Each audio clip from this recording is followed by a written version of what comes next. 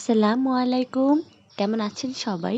আশা করছি সবাই আল্লাহর অশেষ রহমতে ভালো আছেন। আমরাও আলহামদুলিল্লাহ ভালো আছি। বিডি রূপা ব্লগসে নতুন আরও একটা ভিডিওতে আপনাদের সবাইকে স্বাগতম। চলে আসলাম কয়েকটা দিন পরে ছোট্ট একটা ভিডিও নিয়ে। আমি কিভাবে বাড়িতে তিতা ছাড়া করলা ভাজি করি সেটাই একটু আপনাদের সাথে শেয়ার করলাম। যাই হোক, আমি প্রথমে 2টা পরিমাণে করলা নিয়েছিলাম। সেই করলা 2টা বেশ পাতলা পাতলা করে একদম কুচিয়ে নিয়েছি। তারপরে তার ভিতরে আমি সামান্য পরিমাণে লবণ দিয়ে বেশ ভালো করে একদম কষলে কষলে মেখে নিয়েছিলাম। তারপরে অল্প পরিমাণে পানি দিয়ে তারপর আবার একটু বেশ ভালো করে কষলে কষলে মেখে দিচ্ছিলাম। এভাবে কিছুক্ষণ মাখার পরে তারপরে আমি 10-12 মিনিটের মতন এটাকে একদম রেস্টে রেখে দিয়েছি। এই কিছুক্ষণ সময় রাখার পরে এই করলা থেকে পানি ছেড়ে দেবে। সেই পানিগুলোকে আমি একদম চিপে চিপে ফেলে দিয়ে তারপরে একদম করলাগুলোকে অন্য একটা পাত্রে নিয়ে নিয়েছি। বেশ ভালো করে আমি একদম চিপে চিপে এই সবুজ পানিগুলোকে ফেলে দিব। এই সবুজ পানিগুলো নেওয়া যাবে না। মূলত এই সবুজ পানিগুলো নেওয়ার কারণে তিতা ভাবটা থেকে যায়। যার কারণে আমি এই সবুজ পানিগুলোকে বেশ ভালো করে চিপে একদম করলা থেকে আলাদা করে দিয়েছি। আমি করলা ভাজির ভিতরে একটা আলু দিব। আমি আলুগুলোকে বেশ পাতলা পাতলা করে একদম কুচিয়ে নিয়েছি। যাই হোক, এখন এই পর্যায়ে আমি করলাগুলোকে বেশ ভালো করে একটু ধুয়ে নেব। ধুয়ে নেওয়ার পরে আমি অন্য একটা পাত্রে এই পানিগুলোকে ঝরার জন্য রেখে দিয়েছি। এই করলা ভাজিটা করতে আমি যা যা রান্নায় ব্যবহার করব সেটা একটু আপনাদেরকে দেখিয়ে দিলাম।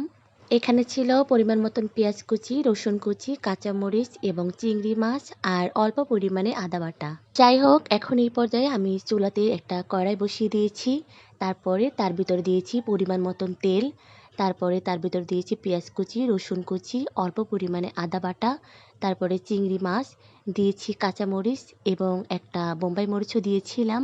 সবগুলো উপকরণ দেওয়ার পরে আমি বেশ ভালো করে কষিয়ে নিচ্ছিলাম। কষানোর এই পর্যায়ে আমি দিয়েছি পরিমাণ মতন হলুদের গুঁড়ি। এই পর্যায়ে আমি বেশ ভালো করে মশলাগুলোকে কষিয়ে নিব। আমি যেহেতু কাঁচামরিচগুলো আস্ত দিয়েছিলাম, যার কারণে আমি খুন্তি দিয়ে কাঁচামরিচগুলো একটু ভেঙে ভেঙে দিচ্ছিলাম। বোম্বাই মরিচটা এই ভাজিতে দেওয়ার একটাই কারণ হলো যে কোনো ধরনের ভাজির ভিতরে ঝালের পরিমাণটা বেশি হলে খেতে কিন্তু বেশি ভালো লাগে। যাই হোক, এখন এই পর্যায়ে আমি বেশ ভালো করে মশলাগুলো কষানোর পরে স্বাদ মতন দিয়েছি লবণ। লবণ দিয়ে আবার একটু বেশ ভালো করে কষিয়ে নিচ্ছিলাম। এখন এই পর্যায়ে দিয়েছি একদম পানি ঝরানো করলা কুচিগুলো। তারপরে দিয়েছি আমার কুচানো আলু। তো এখন এই পর্যায়ে আমি মশলাগুলোর সাথে করলা বেশ ভালো করে মিশিয়ে দিচ্ছিলাম।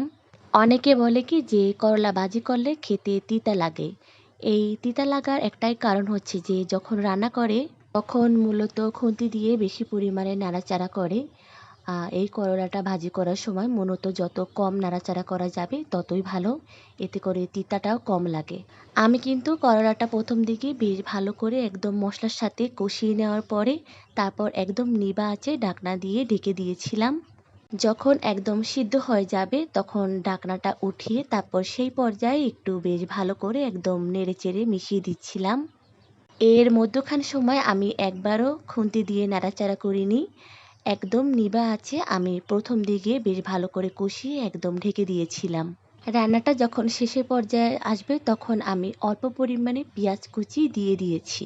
শেষের দিকে এই পেঁয়াজ কুচি দেওয়ার কারণটা হচ্ছে যখন খাওয়ার সময় এই পেঁয়াজ কুচি দাঁতের নিচে পড়বে, কসকস করবে, খেতে অনেকটা বেশি ভালো লাগবে। মানে হচ্ছে এই পেঁয়াজ কুচিটা একদম বেশি সিদ্ধ হয়ে যাবে না, আবার কাঁচাও থাকবে না, মিডিয়াম থাকবে। এর কারণে ভাজিটা খেতে আরও বেশি ভালো লাগবে। এই পর্যায়ে আমি 1 মিনিটের মতন চুলাতে রেখে আরেকটু নাড়াচাড়া করে তারপরে নামিয়ে নিয়েছি। যাই হোক, এইরকম করে একদিন করলা ভাজি করে দেখতে পারেন। যারা যারা তিতা লাগার ভয়ে এই করলা ভাজি খান না তারাও কিন্তু বেশ মজা করে করলা ভাজি খাবেন।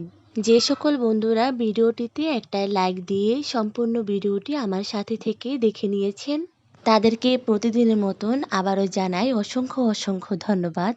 আবার তার সাথে সুন্দর সুন্দর কমেন্ট করার জন্য আরও একবার জানাই অসংখ্য অসংখ্য ধন্যবাদ। সবাই ভালো থাকবেন, সুস্থ থাকবেন। আল্লাহ হাফেজ।